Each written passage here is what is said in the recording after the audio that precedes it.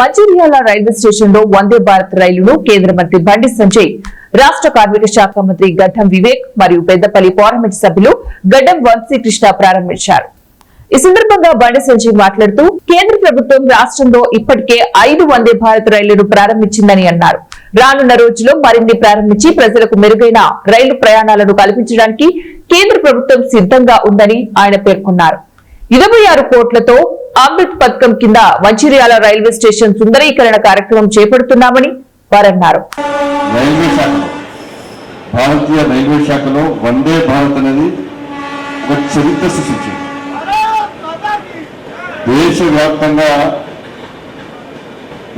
Demand railway Vande Bharat demand కంటే దేశవ్యాప్తంగా 150 వందే భారత్ ట్రైన్లను 2019 సంవత్సరంలో నరేంద్ర మోడీ యొక్క సంస్థతోని మనం ప్రారంభించడం జరిగింది. వాళ్ళ 16 బోగీలు ఉంటుంది. ఒక్క వందే భారత్ ట్రైన్లు తయారు చేయాలంటే 130 కోట్ల అవసరం ఉంటుంది. తెలంగాణ రాష్ట్రంలో 5 వందే భారత్ ట్రైన్స్ నడుపుతున్నాం మనం. 5 అతి త్వరలోనే హైదరాబాద్ నుంచి పూణే, హైదరాబాద్ నుంచి నాందేడ్ ఇంకా 2 వందే భారత్ను కూడా మనం ప్రారంభించబోతున్నాం.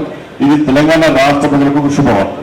తెలంగాణ రాష్ట్రానికి సంబంధించి రైల్వే సంబంధించి కానీ జాతీయ రహదారులు కానీ అన్నిటికీ సంబంధించి కూడా కేంద్ర ప్రభుత్వము సరైన దిశలో ఒక ప్లాన్ ప్రకారం నిధులు కేటాయిస్తున్న విషయం వాస్తవం.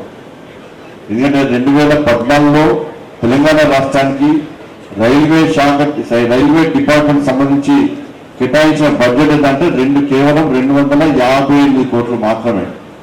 ఈ ఆర్థిక సంవత్సరం నరేంద్ర మోడీ గారి ప్రభుత్వం రైల్వే శాఖకు కేటాయించిన తెలంగాణ రాష్ట్రం కేటాయించిన బడ్జెట్ ఏంటంటే 5,300 కోట్లు.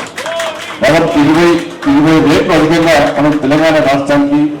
కానీ రాష్ట్ర ప్రభుత్వం కూడా ప్రతిపాదన పంపడం, రాష్ట్ర ప్రభుత్వం కోరడం, నరేంద్ర మోడీ గారికి అధికారంలోకి వచ్చిన తర్వాత ఒక్కసారి అధికారం చేపట్టిన తర్వాత ఈ రాష్ట్రము ఆ రాష్ట్రము ఈ పార్టీ ఆ పార్టీ అనేది భేదత్వాలు ఉండనున్నాయి. అన్ని రాష్ట్రాలు అభివృద్ధి చెందనే ఈ దేశం అభివృద్ధి చెందనప్పుడు విశ్వాసం నమ్మకంతో మాత్రమే నరేంద్ర మోడీ గారు అన్ని రాష్ట్రాలకు సహకరిస్తున్నారు. దానిలో ఈ విధంగా రైల్వే స్టాపేజ్ మీద పనిచేయాలి. ఎందుకంటే రైల్వే కనెక్టివిటీ అనేది డెవలప్మెంట్కి ఒక ఫౌండేషన్ స్లాబ్ వేసినట్టు. రైల్వే కనెక్టివిటీ వస్తే ఆ ప్రాంతాల నుంచి ట్రేడ్ కానివ్వండి, మూవ్మెంట్ పెరుగుతుంది, ఇన్ఫ్రాస్ట్రక్చర్ డెవలప్మెంట్ అవుతుంది, పూర్తిగా అభివృద్ధి బాటలో వెళ్ళే అవకాశం దక్కుతుంది మనకు రైల్వే కనెక్టివిటీ, రోడ్ కనెక్టివిటీ అని చెప్పి చాలామంది నాకు ఈ వందే భారత్ ట్రైన్ ఇక్కడికి వస్తే బాగుంటుందని చెప్పి అనేక రిప్రజెంటేషన్స్ ఇవ్వడం జరిగింది. మీ అందరు చూసినారు. నాకు రైల్వే బడ్జెట్ మీద మాట్లాడడం అవకాశం వచ్చిన ఫస్ట్ స్పీచ్లోనే రామగుండము, మంచిర్యాల, పెద్దపల్లి డిస్ట్రిక్ట్, మంచిర్యాల డిస్ట్రిక్ట్లో 2 స్టాప్లు కావాలని చెప్పి అప్పుడు రైల్వే బడ్జెట్ మీద కూడా మాట్లాడడం జరిగింది.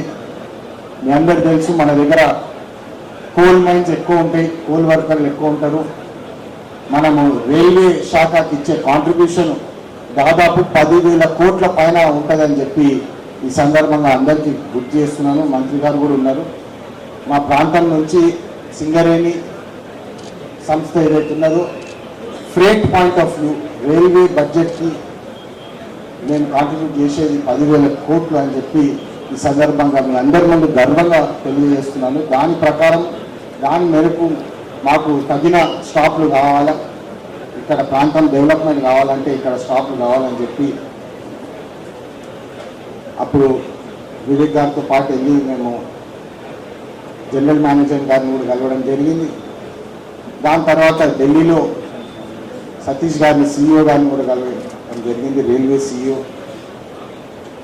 వందే భారత్ రామగుండం ఇచ్చేసినాం కదా సార్, మళ్ళీ ఎందుకు అడుగుతున్నారు మీ ప్రాంతానికి అంటే, లేదు మంచిర్యాల మోర్ ఇంపార్టెంట్.